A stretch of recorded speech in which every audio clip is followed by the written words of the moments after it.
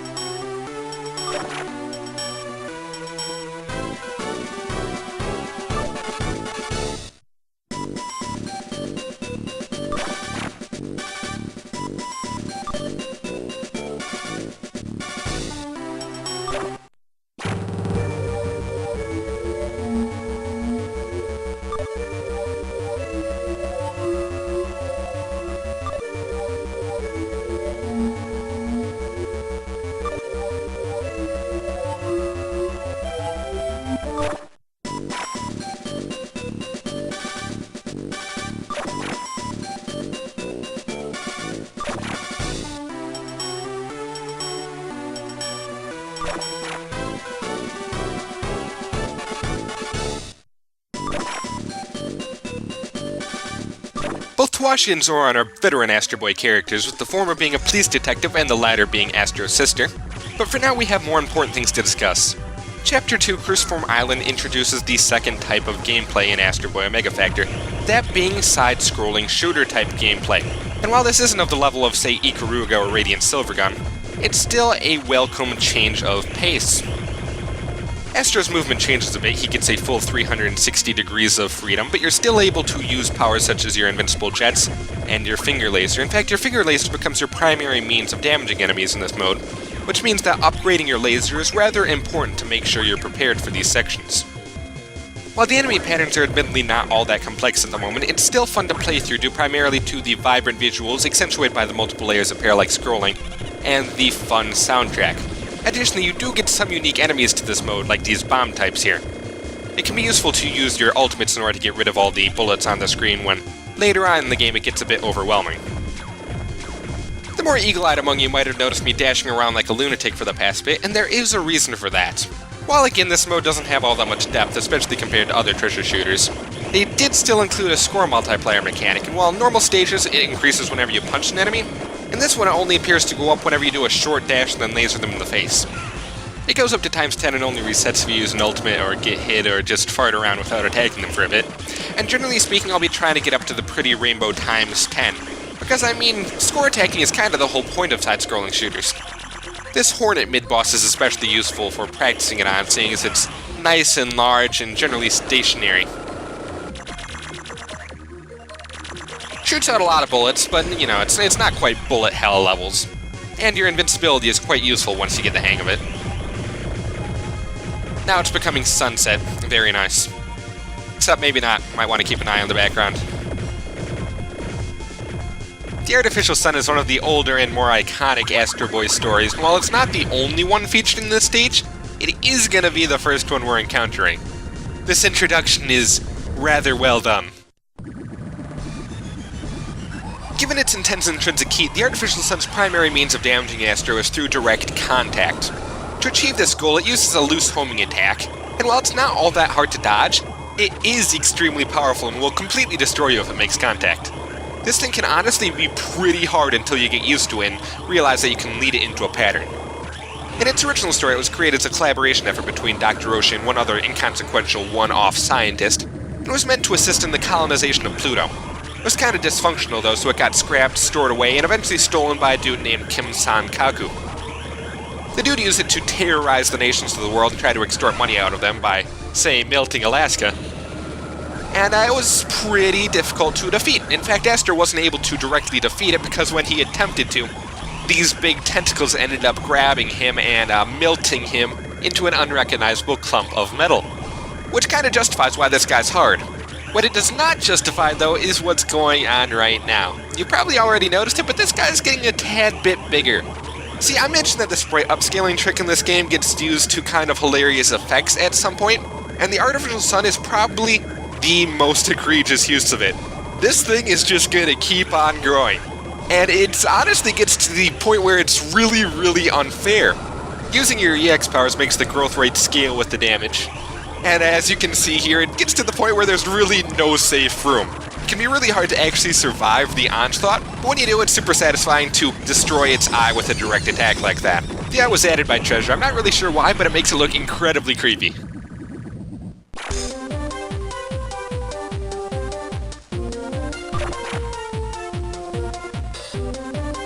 The Sun's defeat more or less ends its own personal story and segues into Cruciform Island, but we're still not completely there, seeing as Cruciform Island wasn't really known for its Central American ruins and statues. This place actually contains bits and pieces of yet another Tesco work, but there will be a better time for that later. For now though, I'd like to talk about this guy. He's just a cameo instead of being a full-blown character in the game, which is kind of weird given that he's one of Tesco's most well-known characters. He's Leo the Lion, known here in the States as Kimba the White Lion, and most of you probably know him, except you know him as the thing that Disney's The Lion King ripped off of.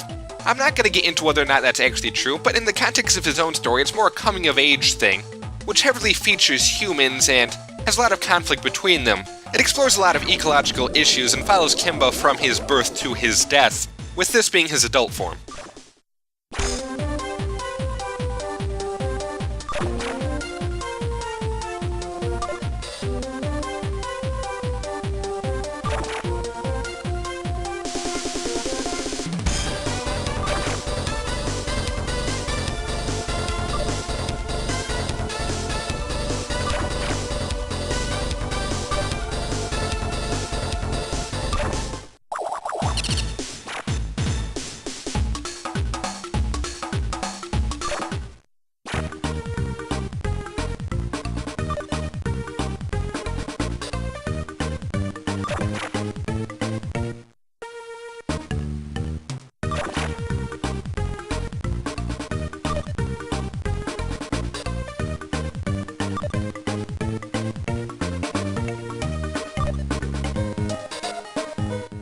These abominations of nature are called the Amazing Three. They're a trio of space aliens, and the thing they're currently in is called the Big Rolly. It's a popular mode of transportation on their home planet, and it's just as odd in its original work as it is here. It's capable of traveling underwater, through the air, and on land at great speeds, but doesn't really have a lot of combat capabilities, which is why it's just kind of bouncing around here. The more you damage it, the faster it will get, and it is a little difficult to dodge it, but it always goes at these 45-degree angles to the ground, so as long as you're careful, you should be fine.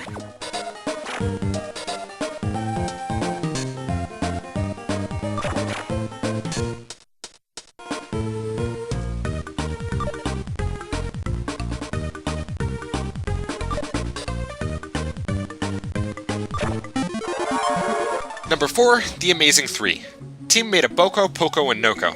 They are part of the Galactic Patrol. Their orders are to research Earth and destroy it with a proton bomb if necessary. They appeared in Weekly Shonen Sunday from May 1965 to May 1966. The human who befriends the Amazing Three, Shinichi Hoshi, is named after a science fiction writer, and Shinichi's teacher, Mr. Baba, is named after the comic artist Noboru Baba. During its run, the comic changed magazines as well as its contents. Yasuo Otsuka of Lupin the Third fame helped create the anime's opening.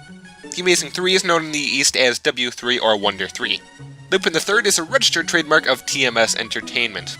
The three didn't originally look like animals. Instead, they came to assume their current forms by body-snatching three normal Earth creatures. Boko is the rabbit and is the leader, Poco is the duck and is the lieutenant, and Noko is the horse and is the engineer. He's the one who created the Big Rolly, and notably, the boss theme for the Big Rolly is actually a simplified version of the intro theme from their anime. It's a pretty awesome touch. A couple areas in the game have these contrived vision obscuring mechanics that try to encourage you to upgrade your sensors, but you don't actually have to, and I could totally continue with the game if I wanted to. It does make it a little more convenient though, so I'm just gonna go ahead and do that. There's actually only one place in the game that requires you to upgrade your sensors. This statue is actually another reference to a Tesco work, in this case being Princess Sapphire from Princess Knight. For now though, there's another random hero of justice making an appearance.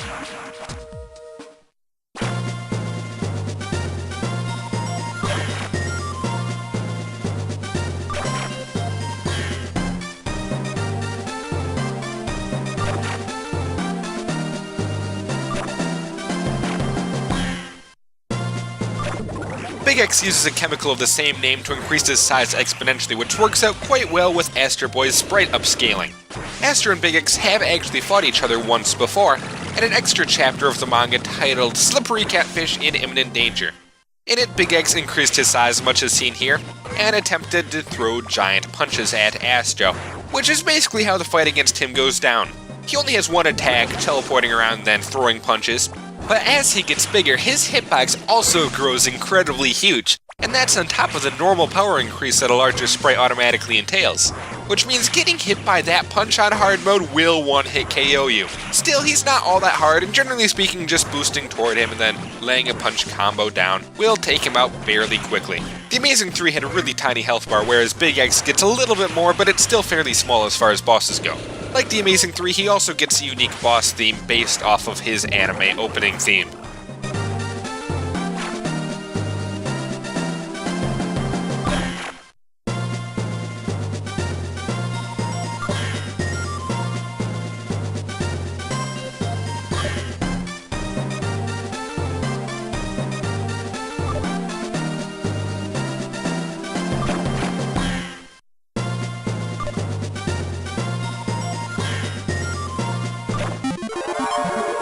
Number 5. Big X. Real name Akira Asagumo. Uses the Big X to transform into a giant. Appeared in Shonen Book from 1963 to 1966 as one of the first giant heroes. Big X is actually the name of a chemical that gives him superpowers. He yells Boost 3 when he injects himself with Big X using a pencil-shaped needle.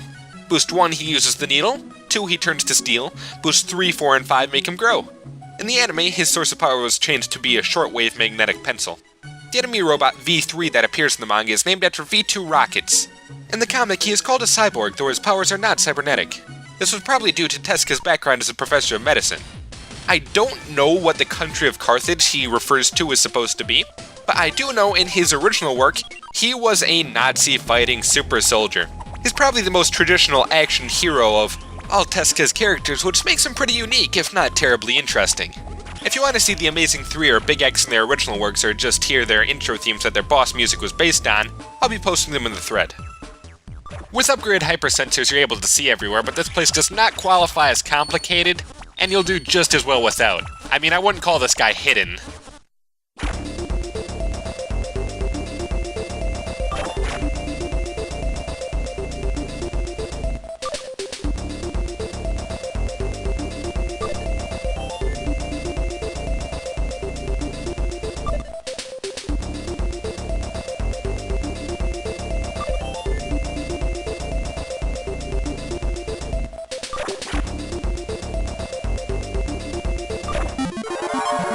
Number 6. Rainbow Parakeet. Real name Sherlock Homespun. He's a detective from England. Everything but his head was replaced by robotic parts, causing him to hate robots. He originally appeared as a thief, a unique kind of character for the time, in Weekly Shonen Champion from March 1981 to May 1983. His role in this game was based on his role in the anime The Stolen Sun. He also appears as Kato the Explosive Devil in the 2003 anime version of Astro Boy. Tezuka thought of having different characters play different roles, like movie stars. He called this idea the star system. Even Astro once appeared as a human character in Blackjack. Unlike the other two characters that have appeared in this chapter so far, Rainbow Parakeet actually does belong in one of the stories involved in it, in his case appearing in the chapter The Artificial Sun. However, he isn't how he originally appeared. Originally, he was just a generic detective based loosely upon Sherlock Holmes named Sherlock Homespun.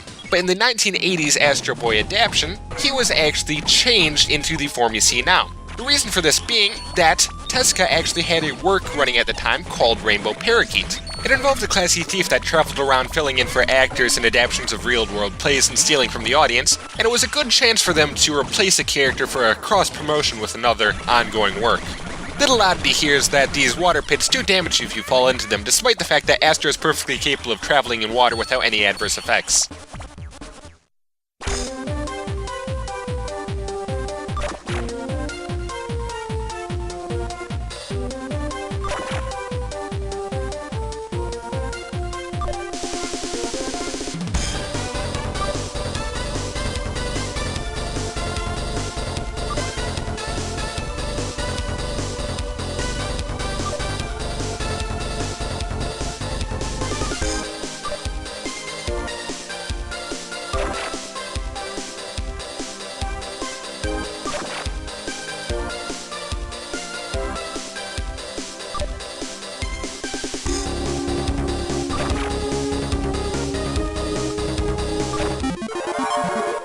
Number 7. Wally Kazak, real name Shunsaku Ban. This detective appears in many of Osamu Tezuka's works. In the original Astro Boy, he appears as Astro's school teacher. Stage 2-1 is named after his manga X Point on the South Pacific. The whites of his eyes became wrinkles and his pupils became the eye. Similar changes are seen in other characters, such as Disney's Mickey Mouse. An interesting detail given Osamu Tezuka's great respect for Disney. Mickey Mouse is a registered trademark of Walt Disney Productions. Wally Kazak is a true blue third-generation Tokyoite, a master of judo, and one of my personal favorite characters. This guy is prolific and will pop up in basically any one of Tezuka's works that you happen to sink your teeth into.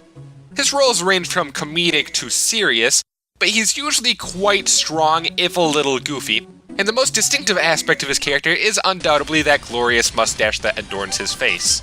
To Western viewers, he's probably most distinctive in his role in 2001's animated adaptation of Metropolis, in which he's hot on the tail of a notorious organ smuggler named Dr. Lawton. He's gone by many names over the years, ranging from Shunsaku Ban to Mr. Mustachio to Daddy Walrus, but in the context of Astro Boy, he is Astro's teacher. However, he also takes a whole bunch of other roles, traveling all over the place, and being included in the story Cruciform Island, which the stage is partially based on. Because this thing's so long and has so many bios, I'm going to be splitting it up into 2 parts, but rest assured I will get more into his role in the next part. For now though, I'm cutting it there. Thanks for watching, and I'll see you next time.